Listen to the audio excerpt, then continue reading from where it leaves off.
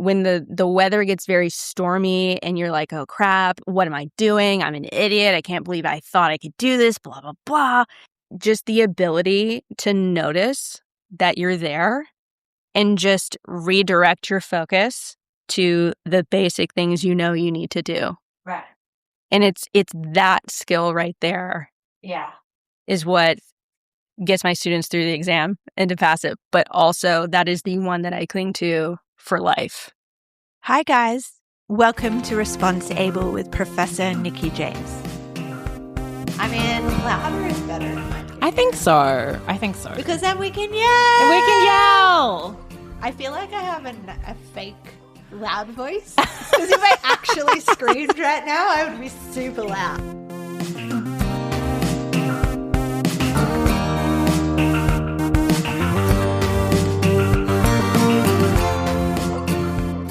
Hi everybody, welcome back to the Response Able podcast. I am still in South Africa, but this week I am going to introduce you to one of my new friends, Brianna Holmes. Unlike a lot of the other people on the podcast so far, Brianna and I have only just met, but we both were in Cape Town for various reasons. Brianna is from the South in the United States, and she's doing something really cool that I really wanted to share with you, and she's so passionate about what she does. So let's jump straight into the conversation so that you can meet and learn from Brianna. I'll see you on the other side. Oh my gosh. Okay, so take me back. So you were studying chemistry initially. Yeah. Where was the grandiose decision made that you would go to university and chemistry is what you wanted to do or be when you grew up? So college was always in the cards. That was just not a question. The sun's going to rise, I'm going to go to college. Right. And then I remember being there for freshman orientation, credit to our parents. Our parents raised us free range chicken. They were just whatever you want to do. And just let us go into the world and try things on our own. And so I get to orientation and they were like, so have you thought about what you want to major in? And I was like, no, what? I was like, I didn't. Okay, all right, think about this. I'm thinking about this on the spot. And I was like, what is easy that I don't really have to study for, but also has decent prospects on the other side? I was like, oh, chemistry. Yeah, that's what I'll do. I like that not a lot of people would be able to say, I didn't have to study that hard for chemistry. So obviously it was a subject you enjoyed or had a really great teacher or something like that. I think it just goes back to the entire basis of A, who I am, and B, the business that I have now. It's that chemistry, you don't have to study because the periodic table makes it an open note test if you know how to read it. I like to maximize ROI, not just by minimizing the input, I want little input, huge output. So chemistry was just that. Okay. Yeah. Because it's, I guess, formulas and all the information's there for you. Mm-hmm. Yeah. And engineering's the same way. So. Okay. And so you started doing chemistry. Was it a realization? What was the realization? Was it, oh my gosh, they're ganging up on me? Or was there what was their arguments? Was it, how are you going to make your career out of that? What were they saying that made you go, okay, this switch makes sense? Yeah, well, Kelly and I were friends, and I was open with her. I was like, man, I don't want to be a doctor. I don't want to be a pharmacist. I don't want to be a dentist. Anything you could do. I definitely don't want to do research. I did that for a summer at the University of Alabama with Dr. Pappas. She's amazing. Love her. Every project she has, she's trying to save the world. It's anti-cancer solar cells and a carbon neutral way to create gasoline or something. She's incredible. But I was like, nope, not doing this. And she just was like, but it's as good as an art degree, which she had one, and she came back to school for engineering. So I was like, oh, you're right. I'm not going to use this at all. So I should figure out a different way to make money. So right. Yeah. Do something where I can apply these skills. Yeah. That's so good.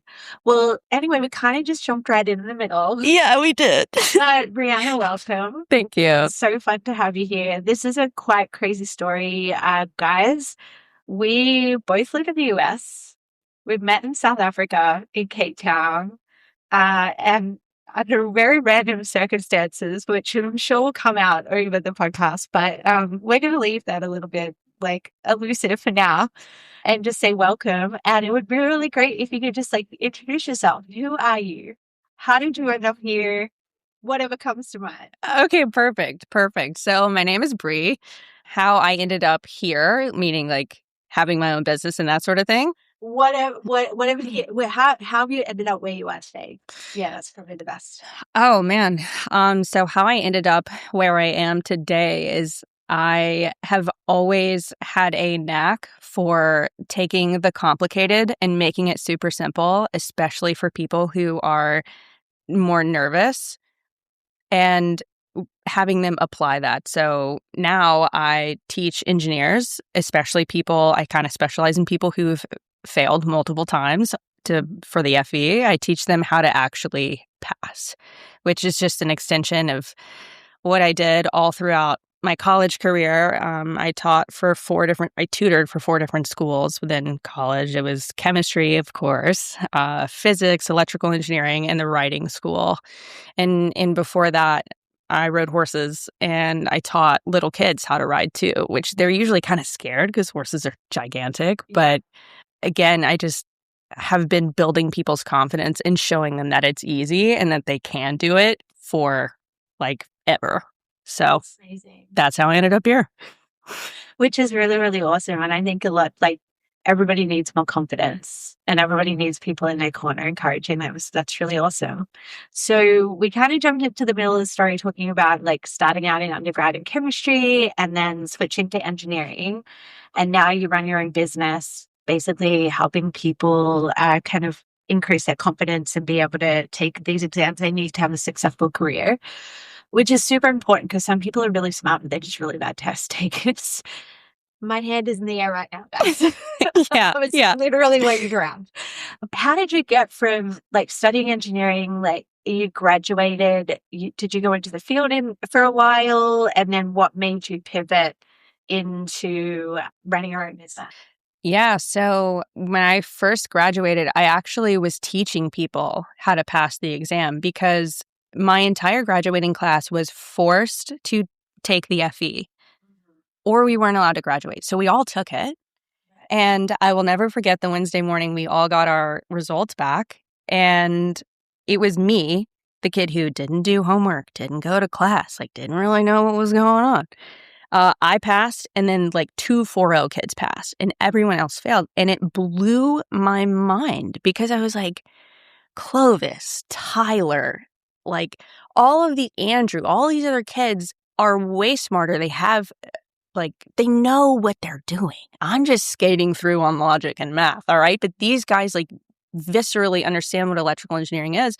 I have no idea how they didn't pass. Like, this makes no sense. And so I talked to them and I realized that I approached the exam completely differently from everyone else. I did it with logic and I was like, listen, these are the cards that I have. They're the ones I'm going to play.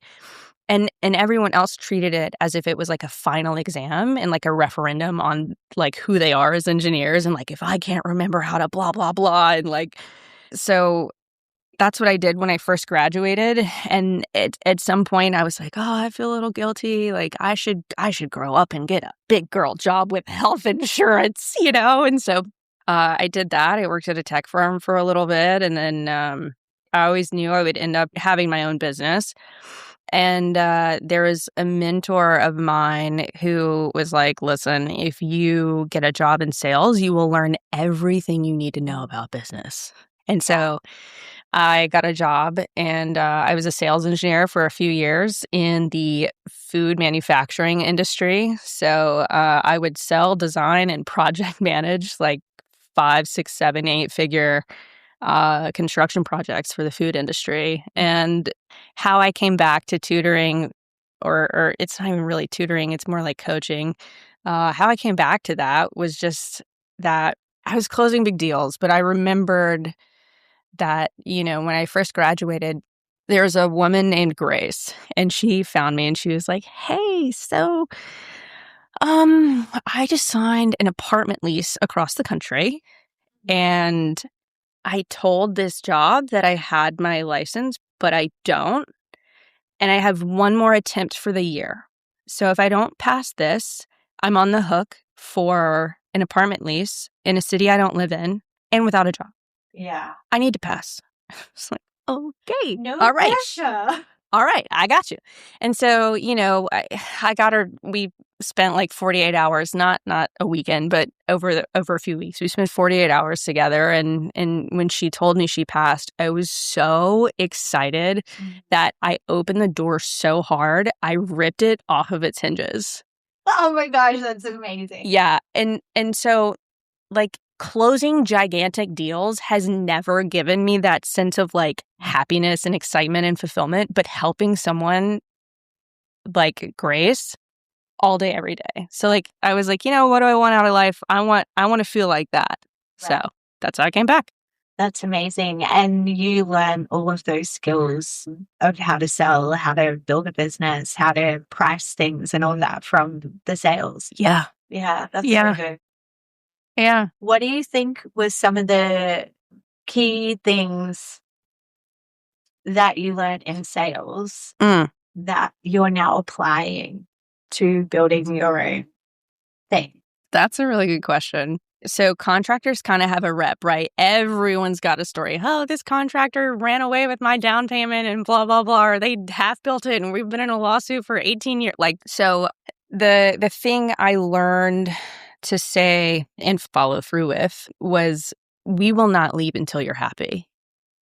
So that gives people a lot of like just reassurance. And that's why I have my offer structured in the way that I do. So I just tell people, look, if I see your scores and I kind of evaluate you and your personality, like if you really want to do this, if, that sort of thing, like if we work together and if you fail, like I'll just keep working with you for free until you pass. So like there's no risk. Like if I take you on, we are getting over the line. Right. I don't know how many times it's going to take. The most anyone's ever taken with me is 3.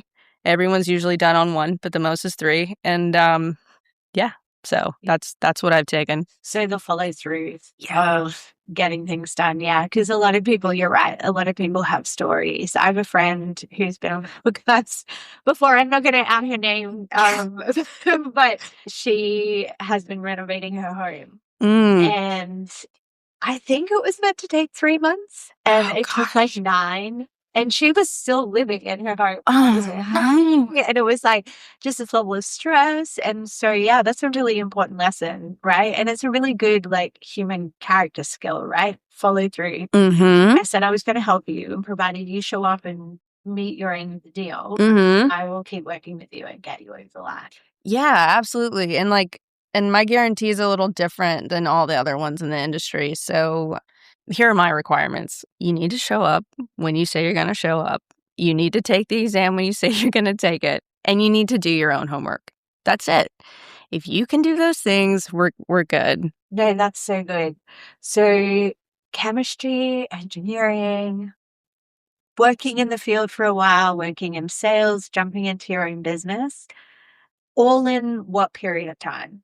What I mean is I think I've had more careers in my lifetime than my dad has had jobs. Wow. Right? Because he, like, the evolution of how things work and ebb and flow and change, and we're not kind of set and stuck in one thing. And I have a firm belief that like your 20s is for learning. Yeah. Right? And then your 30s is for earning, and 40s is paying it forward. I love that. It's kind of, and then you worry about the rest of like leaving a legacy or whatever.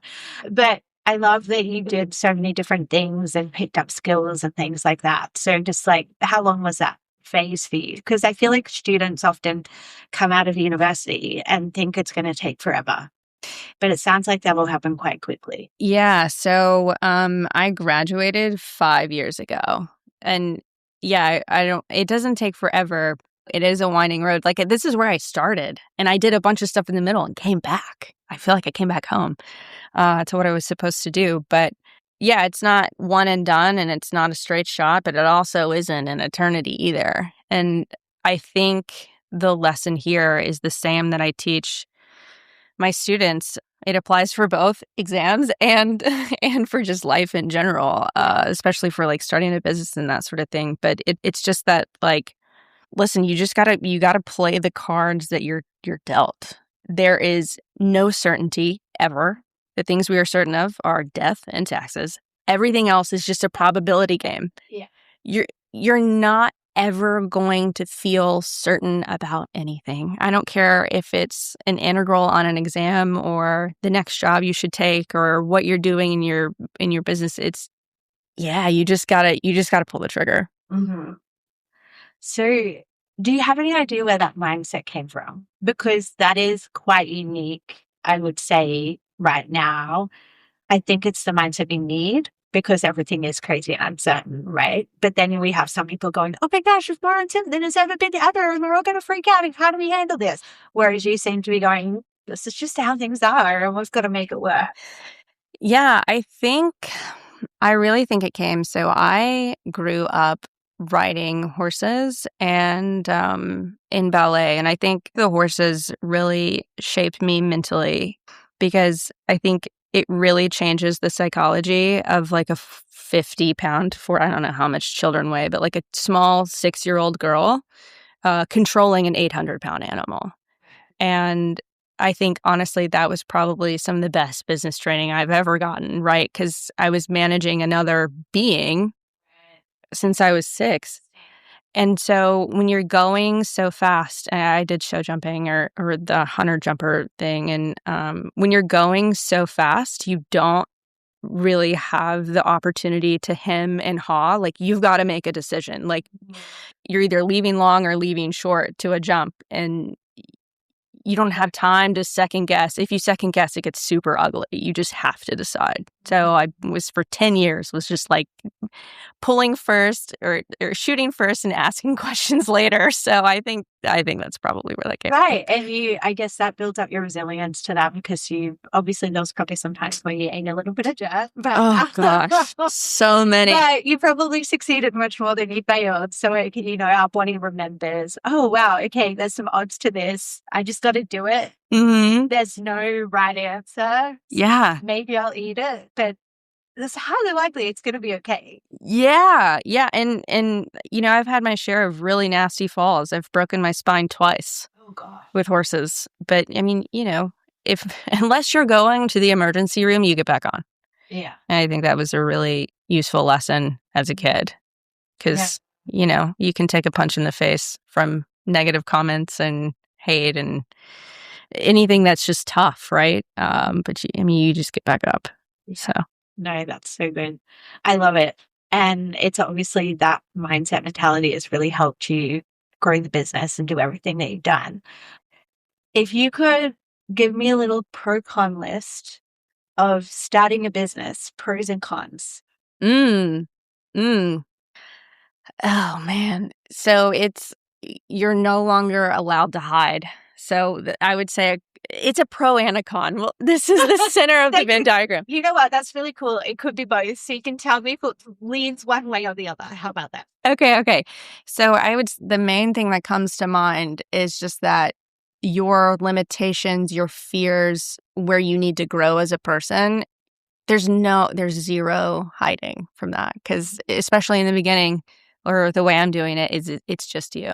Right. So if you want the thing on the other side, you've got to fix that thing that you've been avoiding, or you've got to grow in a certain way. And that's double-sided, right? Because you're kind of like facing your demons a little bit. But once you slay them and you're on the other side, you're more confident than ever. Yeah. Yeah. I love that. So it's like you're facing your demons, but I'm facing my demons. Like the pro-con. Yeah. Quaking in your boots, but like shooting first and asking questions later.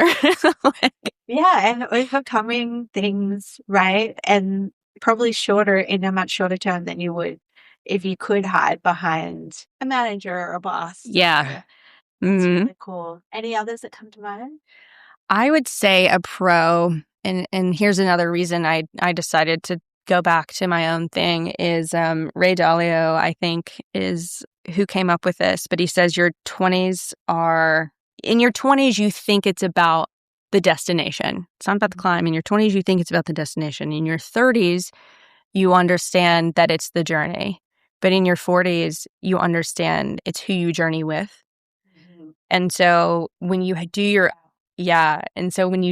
and me being me, I'm like, screw that. I'm skipping ahead. And so, I love that the efficiency mindset came into play. I want the map and I'm going to go to the good bit. yeah. And I was like, how can I structure my life in a way that I get to pick everyone around me? And that's having your own business, which is like super great. Super, super great. Yeah. And you build so much confidence in your ability to help yourself and to help others. There's literally nothing like helping someone pass, especially people who've failed multiple times before or the stakes are super high. I mean, it'll make you rip a door off its hinges. Yeah, that's so good. Yeah. And you get to, I mean, there's all the obvious ones like flexibility. Hello, we're in Cape Town, South Africa right now. Yeah. Like, Yeah. because there's also no vacation time, right? Right. It's the buck stops with you. The same ones, the buck stops with you. Yeah, exactly. It's, yeah. And you can take that, I think, depending for me, I don't run my own business now, obviously, but I have in the past. And depending on how you're feeling and what else has been happening, that intonation on that thing changes, right? If it's like you're having a bad day, it's like, ugh, the buck stops with me. But then it's like, woo, the buck stops with me. I can do whatever I want if things are going well. Yeah. But yeah, you just get to march through and try things. And yeah. What do you think like the future looks like? Are you kind of living in the moment and just slowly building? Do you have some plans of things that you want to achieve with the business? You know, I think I want to add something to what you just said, and then we can go to the next question, because the same thing that I'm dealing with running a business, like your emotions, because we're emotional beings, you know, we're not machines. Really? Yeah. Oh my God. Evolution, right? People. Where I am now a Nobel laureate. I'll give you a peace prize. Thanks. Revolutionary stuff. But it's how you handle your emotions, and that's what I teach my students too, because it's like it doesn't matter how you feel in a way, right? You can feel like you're doing everything wrong, but mechanically you're doing it all right. And so when the weather gets very stormy and you're like, oh crap, what am I doing? I'm an idiot. I can't believe I thought I could do this, blah, blah, blah. Just the ability to notice that you're there and just redirect your focus to the basic things you know you need to do. Right. And it's that skill right there. Yeah. Is what gets my students through the exam and to pass it. But also that is the one that I cling to for life. Right. Yeah. Yeah, that's cool. I think it's Brené Brown. I'm not 100%, so I'm not going to like double down on that. Yeah. She's like, I think a lot of people think that their emotions are the driver, but really they're a signal. Like they're the signal lights on the board. Yeah. Right. To kind of let you know how it's going and how you're feeling and all that sort of stuff. They're not meant to be the driver. And I think that what you were saying in terms of like, you can let it overwhelm you. But then you can also go like, okay, this too will pass. Yeah. Oh, I'm here. It's okay. Yeah. I just have to do the best I can. Yeah. Though that freak out is not not serving me. Right. Yeah. Right. It's so powerful. And I think it's really easy to talk about, really hard to do. Yes. Do you have any like tips or tricks that you give students that still go in seeming nervous or not yet fully able to kind of get with, you know, there's people that are like, I fully want to go in there super like great, but I know the moment that I get in the room, I'm probably going to have a minor freak out. How do you teach them to pull themselves down from that? Oh man, I am a huge believer in prevention.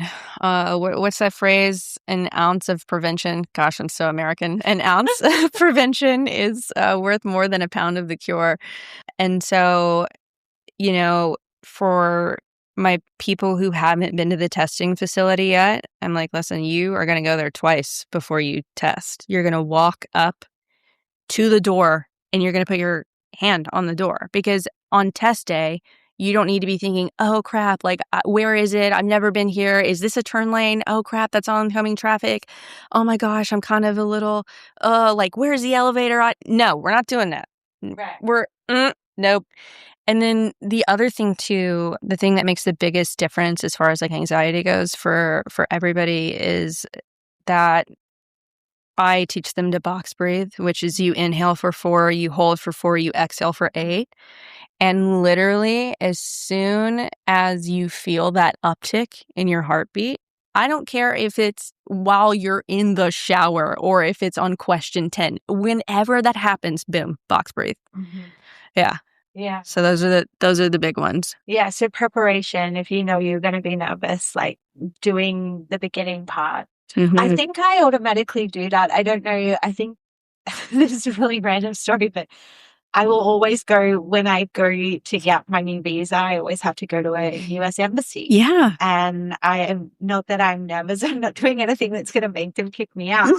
But I don't like me being late to that and having to rebook. And the worst case scenario happened in my head. Like, they're not going to have availability. They're not going to put me in. Right. If I'm late, I'm going to get in trouble. Like, Right. just all Right. back, right? Yeah. And so I will always go a day early. Yeah. And walk to Yeah. walk to the building. I'll go to the building. Sorry, where it is. I know where the door is, where I have to enter. So like I kind of like have applied that. And can, even though I haven't been one of those students, attest to the fact that that actually works because I do it myself. Yeah, it does. It really, really does. And yeah, absolutely. And once you kind of control your amygdala, I call it the stress almond. Once you control the stress almond a little more, I'm just like, okay, listen, you have the feelings, you're doing what it takes to like lower your heart rate. And then you're just going to refocus on what is the next step. Right. And yeah. Using that logical brain that you spent so much time like filling with information and logic and understanding so that you can act. Yeah. That's the thing too that I hate to see is that I have a theory, and it's the better engineer you are, the harder this exam is for you, because the best engineers will double, triple, quadruple check, and they'll try to solve it 100 different ways to see if they get the same answer 100 different times. And I'm like, okay, listen, that's what makes you a fabulous engineer. You're incredibly stubborn. You won't let go. You're not going to get up, even if it takes you 8 hours to figure out this one thing. Amazing engineers. But this test punishes that behavior completely. Right. And so what I do is I call it the caveman system, is I just give them, it's like the equivalent of PEMDAS, which in algebra, it's please excuse my dear Aunt Sally or whatever, where you do parentheses, exponents, multiplication, division, addition, subtraction. It's the same thing where, we just look at every problem the same way, just because we don't need to reinvent the wheel 110 times in 6 hours. No, your brain's going to be toast by question 50. Right. Or you're only going to get to question 10 and then you're not going to pass because you don't finish. Yeah. No, it's so real. It's so real. Oh my gosh. Performance anxiety is really real. So real. Especially, as you say, if you have all the knowledge. Always just like, I have all this stuff that I want to get out. Yeah. I want to showcase how smart I am and how much I know and how much I want this and how much I've worked for this. And that's the thing that that just like breaks my heart too, is these people are so smart, and the industry, like the test prep industry, has convinced them, oh, if you don't pass, it's because you're not smart enough. You need to buy this 300-hour course, and if you fail again, it's because you didn't study hard. You got to, and I'm like, no. Here's the deal: if you were conscious in at least half of your classes, meaning like you get the big ideas, concrete is for compression. You know how to like look at circuits. If you're an electrical engineer, you remember the gist of calculus, right? You've got enough knowledge in your head to pass. Like, you need to remember the top 20% points from your entire, you know enough to pass. And so that the caveman system just allows them to use the knowledge that they have in an effective way, rather than like literally being a gigantic mega brain and relearning your whole degree and that sort of thing. Yeah. Yeah. That's really, really, really interesting. And the thing that came to mind to me, like from a sales perspective, it literally is that whole notion that I don't know if it's anxiety sells, but with social media, they seem to stay on longer when we stay on social media longer when we're like the certain emotive feelings, right? And so a lot of the stories of like disgust, the ones that we go, whoa, like disgust and fear, we stay on longer. We hear a really wholesome message, which is why like social media is a little bit toxic. I should take away a little bit. It's not good, but it sounds like the industry has kind of taken a fear tactic sales strategy, which actually kind of like keeps that person as a customer, as opposed to going, no, actually, let's build your confidence up because you actually know how to do this. Yeah, it some of them, not everybody, right? But some of them are running kind of some cynical traps. Yeah. Well, I hope all of the people that are a little bit nervous find you instead. Yeah. Well, and two, the narrative is so pervasive. Like, you didn't grind your eyeballs out hard enough, and shame on you. 1,000 more problems for you. It's so pervasive that some people that I talk to are like, I don't want shortcuts or I don't want a system because I feel like I need to earn it and I'm not good enough if I don't do it the hard way. I'm like, dude, you already did the hard thing. You graduated, which if you graduate with an engineering degree, I mean, geez Louise, I went gray in college. I'm serious. It's not an easy thing to do. So if you can graduate, you've got plenty of knowledge. But they've heard that narrative for so long that when someone's like, actually, you can be done in 48 hours, they're like, nope, too good to be true. Nope. I'm like, well, actually, have you met all of my old people? Yeah, that's so great. Your former like students or customers or mentees, they're probably your biggest advocates.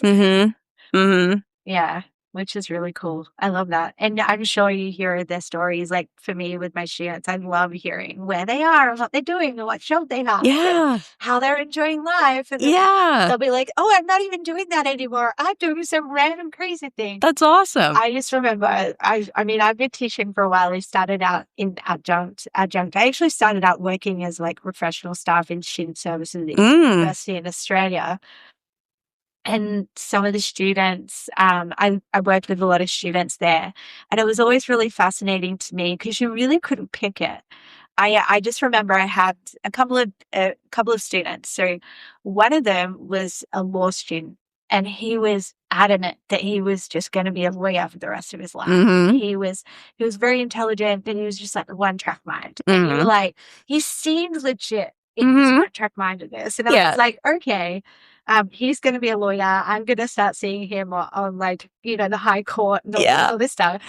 And then I ran into him not even 5 years after he graduated, and he was running a not-for-profit that helped engage senior citizens back in society. Oh, I love that. Silver Surfers. Oh, I love that. I was like, what happened? Like, tell me the story. Yeah. Story. And he goes, I just realized, like, I didn't want to sell myself for the rest of my life, and being a lawyer and billing 6 hours or whatever it is every 6 minutes. Yeah. Wasn't fun. And this was fun. Yeah. So I just decided this is what I want to do. And then on the other side, I had another student as a female student who was at the time interning for Goldman Sachs. Wow. Okay. And she was adamant that she was going into corporate for 2 years to like earn some money and to like, get experience. And then she was going off to change the world. Yeah. She's still a Goldman Sachs. Good for her. And it's 15 years later. Yeah. So it's like your path can change, right? Yeah. And I always find, I don't know if you've experienced this as well.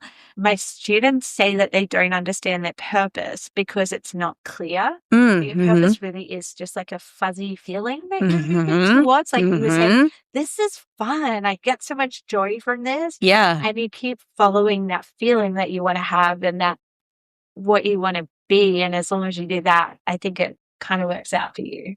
Yeah, 100%. And thinks I'm like the oldest grandchild on both sides. And so all of my little cousins are like, how do I do what you did? And the thing I always tell people is whatever opportunity is in front of you, absolutely snatch it and do the best that you can. Like, I mean, going back to the horse thing, like this is so long ago that nobody can get in trouble legally for this. But if you feel that we can cut it out. Okay. But I mean, like I was like running the barn at 12, and I got paid every 2 weeks and was responsible for scheduling all the horses like shoes and vet appointments and making sure the feed was always there and the hay and the shavings and riding the horse, like everything, right? And because like you would think that was so silly, but because I got really good at that, it gave me skills to be really good at other things later. Yeah. No, child labor, but yeah, sure.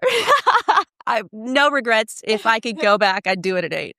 Right. Yeah. So, and you had a lot of skills, and it probably wasn't a have to. No, I think that's the key difference. It was like you probably enjoyed it. You have an aptitude for it. Clearly, you're an entrepreneur now, so it was in the blood, so to speak, and you just had the opportunity to practice those skills early. Yeah. In a real impactful way. I used to be a part of an organization called Club Kidpreneur, where we that's cool. taught really young kids, like probably from 8 to 12, That's awesome. to like start and grow their own business, which was really fun. But they were all like, they weren't legit business. Yeah, of course. Like, make some crafts and sell them in a market, like Yeah. kind of thing.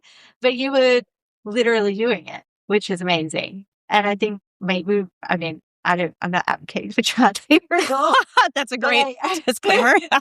Great disclaimer, but not advocating for child labor. But if we have an aptitude for something, feed it while we're excited about it, not when it becomes a have to for a livelihood or something like that. Yeah. And that's the thing is like I would never advise anyone to get good at being a doctor or an engineer or a rock star or whatever, just because there's money involved. I would just be like, well, whatever you like that's what you need to do. I don't want to say follow your passion, but when you're younger, when you just get really, really into something, you learn so many different skills and life lessons from it that you can take forward with you.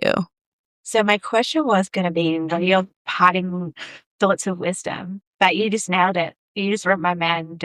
Thanks. Thanks. But anything else, like, what do you have some big plans for the future? Are you just following the feeling and any big plans for the future? So I would like to get to a point where I help way more people, way more often. So and I would do that in 2 different ways. So I'm not sure.